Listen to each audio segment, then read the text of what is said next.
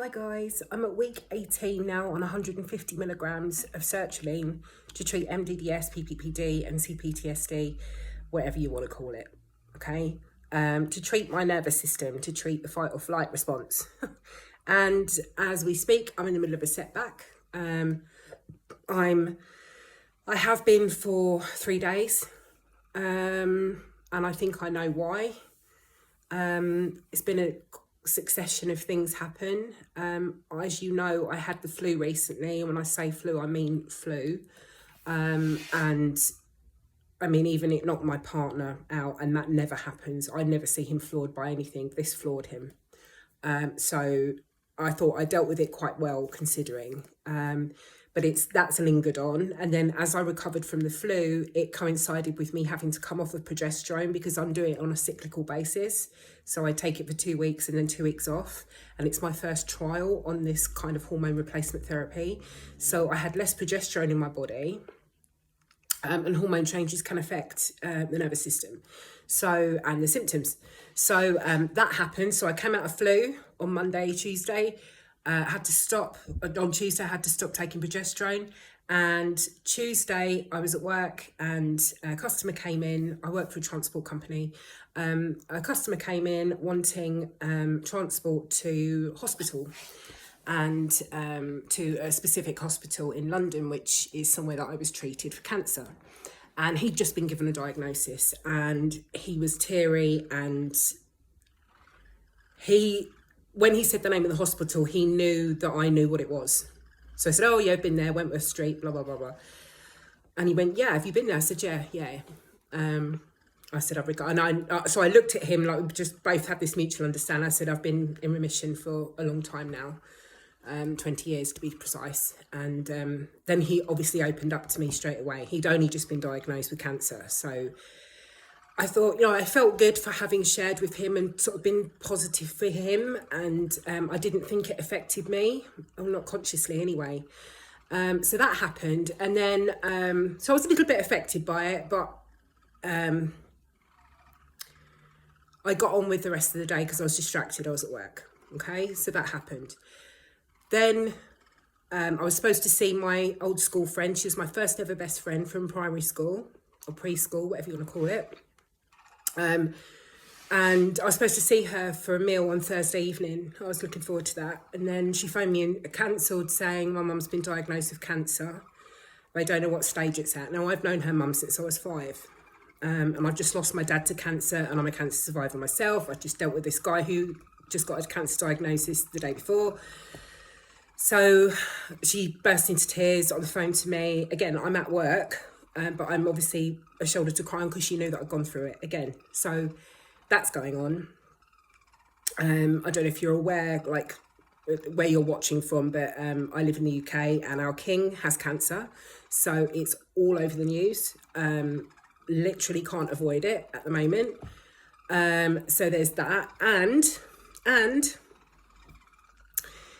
on Thursday, after I'd been talking to my friend when she said she had to cancel,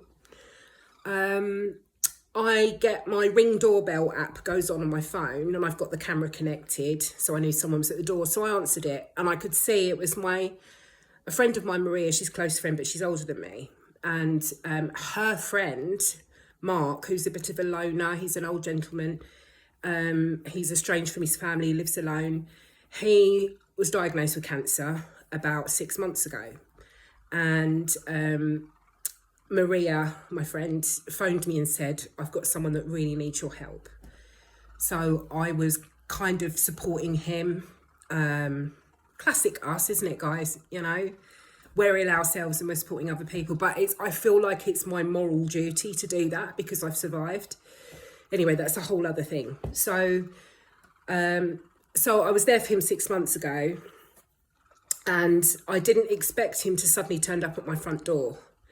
And when I saw him on the Ring cam, I'm at work, bear in mind, okay? So I looked at him on the Ring camera, and he looked like shit, basically. He looked really, really doddery, really out of it, really weathered, like someone that's receiving treatment, basically. And I hadn't spoken to him for a while. And I was like, oh, Mark, sorry, I'm at work. Are you okay? Like, I thought it was really weird. I said, you haven't tried to ring me? He said, no. He said, my vision's so bad at the moment that I can't even see the numbers on my phone to ring you. He said, I think I've lost your number. I couldn't find you. He seemed all confused. He said, I've got to have an operation next week at the hospital. And I said, okay, what, can I call you back when I'm not at work? So he said, yeah, of course. He said, I just thought as I was passing and I couldn't find your number. I said, no, it's okay. I knew that he wanted to come and talk to me. I knew he needed support, but I couldn't help him because I was at work. Anyway, so that happened. And then about half an hour later, one of my colleagues just started moaning at me about something that wasn't my fault. That was actually the fault of my colleague that was on before me. Anyway. And it tipped me over the edge and I had a panic attack. And I managed to get through it. I'm not joking. I was watching, I've got a TV at work, which is good. I was watching every steady coach video that I could, all the recovery stories, doing breathing, trying to do tapping, everything I could to calm myself down, watching all the right Dan Buglio videos, listening to Claire Weeks and working and sort of having to frit between. So the slightest little complaint or slightest little thing really got to me. And I had my massager at work and I had it on my chest. It's just like, oh my God, I feel like things are crawling across my chest. So it was quite bad. And then I messaged my boyfriend and said, look, I'm having a bad time. I had a panic attack at work. I said, oh, you know, he said, oh, poor baby, anything that caused it? I said, I'll tell you later. I think it's just a culmination of things. He said, oh, poor baby, never mind, you'll be home soon. He was really sympathetic. Anyway, so I get home, survived the day at work, get home and sat on the sofa and he was lovely. He was giving me a cuddle and I said, could you rub me there? He's like, yeah, rubbing me.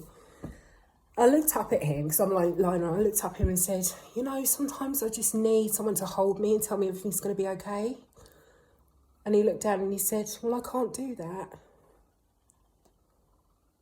And I'm like, what? He said, I can't do that. I haven't got a crystal ball. And I was like, oh, he's just coming back now. Shit.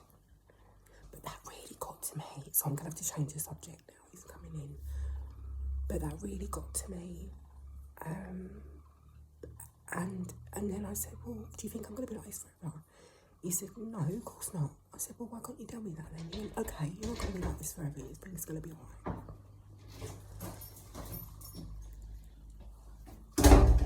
So, yeah, it's been a challenging one, and I hardly slept on that night, Thursday night. I was just laying in bed, felt like I was floating out my body, chest pain, all the rest of it for ages. Just couldn't sleep, and I thought, sod this, I need my best mate. So I messaged her and I said, I can't sleep, blah, blah, blah. I could see she was awake. She's quite a late sleeper. And she just reassured me that this is normal, it's a setback. And I've gone through it before, and she tried to remind me of the days that I've had really, really good days where I've had zero dizziness, and to hold on to those days. And, you know, she knew what to do. And eventually I got to sleep. But I haven't been the same since. I feel very sort of... it's all in the chest, basically. It's not so much dizziness. It's my eyes and my ears and my chest. Ears are ringing again. You know, like I've said to you before, when my ears start ringing, I know that I'm really stressed.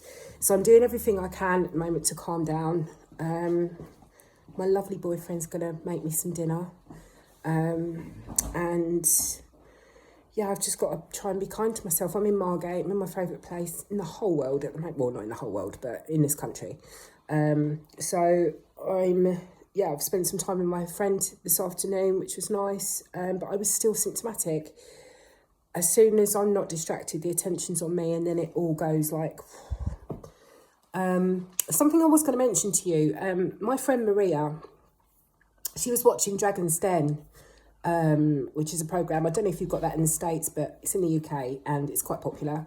I don't tend to watch it, to be honest with you, but it's about entrepreneurs that put their ideas, business ideas, to a panel.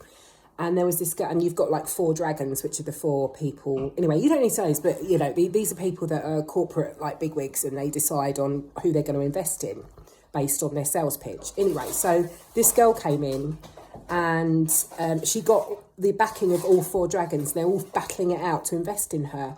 And she comes from a background of ME and chronic fatigue, you know, that kind of thing. So I think she had ME for 3 years or something. Don't quote me on that, but around that time. And she said that she saw a Chinese medicine person, and she was given acupuncture, and they did something with her ear. And it's kind of like on the, you know, like reflexology, there are points on the body, like pressure points. So there was some in the ear, and she after she had the acupuncture, she had to have quite a few sessions of it. But after every session, they would give her something called seeds, which are ear seeds, and you position them on certain points of your ear, and they act as like acupuncture needles kind of thing. So, and you'd have to, every now and again, you sort of stimulate them when they're on. And she said that she did that for about 3 months or whatever, and it really, really helped her. It helped like with the sympathetic nervous system, and all that stuff. So I thought, okay, and my friend said, may as well give it a go. And because obviously we know about TMS, and the healing has to come from inside, I wasn't sure about an external fix kind of thing. But at the same time, if there's anything that I can take or use that will help me on the way, then why wouldn't I try it? That's my attitude towards it. So I know that healing has to come from inside me. I know that I've got to find the right tool to use, and for it to actually work on me in that moment in order for me to calm down. But, oh, hang on. My partner's just realised that he's forgotten to get something from the supermarket. What did you forget? None of their apples in now for their onions. Oh. Well, it's a good job the supermarket's only up the road. Anyway, sorry about that, guys. Yeah. Where was I? Anyway, the seeds. So I thought I'd try them. Didn't work. You're supposed to wear them for 5 days, and I put them, you get like a map like of the ear and then the points on the ears, unless I did it wrong or unless I'm supposed to give it more time. But at the time I thought, woo, again, guys, it was just, you know, external fix is not going to work. It's just not, you know. I would recommend the sertraline if you're in a place where you are so dysregulated, like up there like I was, like unable to, like catatonic basically. That's the time where people really need the medication. But we've just got to do the breath work and the somatic work. But in order to do that, we've got to be a certain level of calm, you know, and consistent calm. And this last week has just been, and I can totally see now, I'm so much more conscious of what's got me into a state, whereas before I just sort of ignore it and think that this, you know, just ignore. But now I can see the reaction that my body has had to, you know, bloody cancer, you know, just the talking about it. That I'm not even, I wouldn't have been aware of before, but I am now. And it's, so that tipped me over the edge. So that it just shows you that my stress bucket is so full, and I start to come down a little bit by doing things I loved, getting rid of a bit of that stress, and then it quickly builds up again, and then it overfills, and when it overfills, I go like this. So I'm still so close to the edge. So it's years and years and years of stress that have filled this bucket up, and I'm at the point now where it's, you know, I feel like I'm a teacup that's filled to the brim, and I'm carrying it, and I've got to try and not spill over. So yeah, it's definitely going to be a process. But I love Dan Buglio so much, right? Bearing in mind how I'm feeling today, I mean, I woke up, I had a good sleep last night, which is excellent. I had a really good sleep last night, but I usually do when I'm down here for some reason. Could be feng shui, who knows? But I slept really well, and then I woke up and I watched a recovery video. Gary was at the gym, my other half was at the gym. And so I watched a recovery video, started to feel a bit better, and then saw that Dan has posted a video about anxiety, and that is so timely, and I love him for that. So I'll be watching that in a bit. But I just wanted you to know the reality of the situation where I'm at the moment, and what I've tried, and I'm going to keep on the HRT for 3 months because that's what I've been told to do. And if that doesn't work, I'll just come off completely. I'm not expecting it to fix any of my symptoms, but that's, like I said, I'm at the age now where I need to have preventative things in place for, you know, the perimenopause and what that can do to your body. So I'm taking it more as a prevention than anything else. But obviously it is interfering with my hormones at the moment, and you know that could be creating all sorts of things. So yeah, he's gone back out now. So that really got to me. Sorry, jumping back to what my partner said, it really got to me when he said, like, you know, I can't hold you and tell you everything's going to be all right, when that's really all I needed at that moment. And I can see now why he said that, because he's looking at the bigger picture. Like, and what I should have said to him was, I need you to tell me everything's going to be all right in this moment, not like the bigger picture as in life in general, because who can say that? Nobody can, you know, but in the moment, and I was a little bit upset because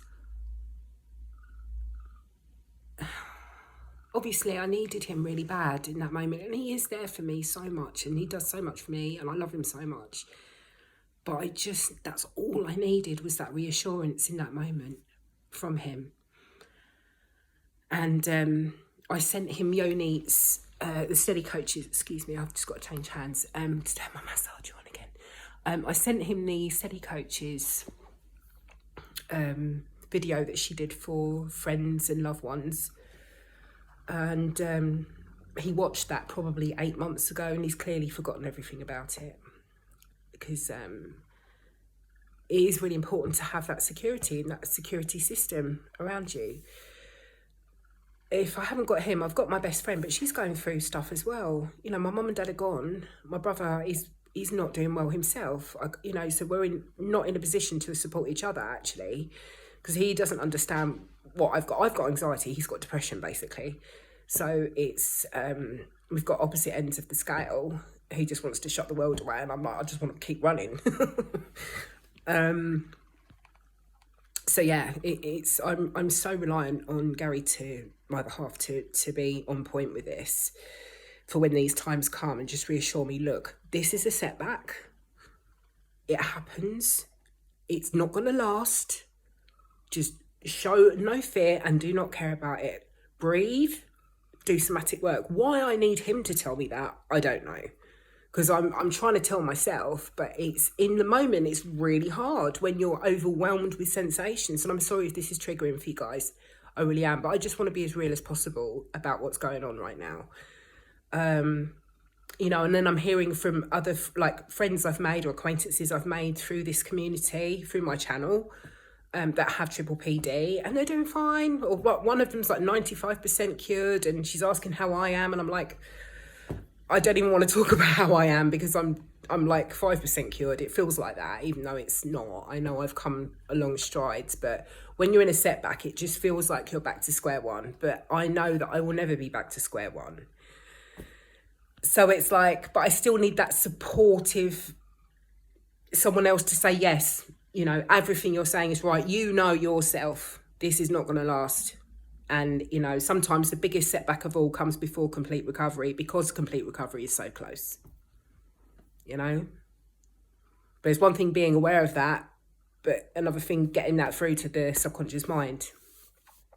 So yeah, it's been a real challenge, guys. I'm not going to lie. And I've realised how much of an impact cancer has on me, and I can't avoid it. As a cancer survivor, you just can't avoid it. It's always there in the back of your mind. It's always going to be a grey cloud over me. I have to accept that and live with that. And I mean, I'm not I'm not a hypochondriac about it. I know that it affected me when I was younger, and I've survived 20 years. But it's everywhere. It's everywhere. Everybody knows somebody that's had it or died from it, or is affected by it in some way. And it's all over the news, all over the TV. As soon as you wake up in the morning, King's got cancer, cancer, everywhere. And as a survivor that's just lost their father and seen him, you know, just a shell of the person he was, it's pretty terrifying. And whilst having triple PD, so I cut myself some slack. I think I'm doing really well considering, but when I have a setback and panic attack like that at work, I'm thinking, this is not worth it. This is not worth me being full-time. So I've completely stopped. This was a trial anyway. It was to see how I did. Now I'm staying at work, but I'm doing minimal hours. I'm just going to do 2 days a week. That's it. I'm not doing any more than that. I've tried and tested it. A colleague got ill and I had to cover for her. So I've tried it out now, and I know that it is actually too much for me. And what I need to be doing with this downtime is spending more time in nature, nurturing my creative potential, and working on the breathing, walking with my friends, spending, balance is everything. I don't want to just go full pelt into work again, because no one will thank me for it. It's not doing me any favours, other than distracting, which is a good thing, but it's not, there's no reward to what I do. It's a mundane job. I need to be focused on things that bring me joy. So yeah, that's where I'm at. Anyway, I'm going to love you and leave you, and I do hope you're doing okay, guys. I'm sorry it's been a really long video. Blimey, 21 minutes. I've been talking and rambling at you. I'm sure I'll come out of this, and by next Sunday I'll be back to my baseline again. But yeah, at the moment it's tough. I'm not going to lie. Anyway, take care.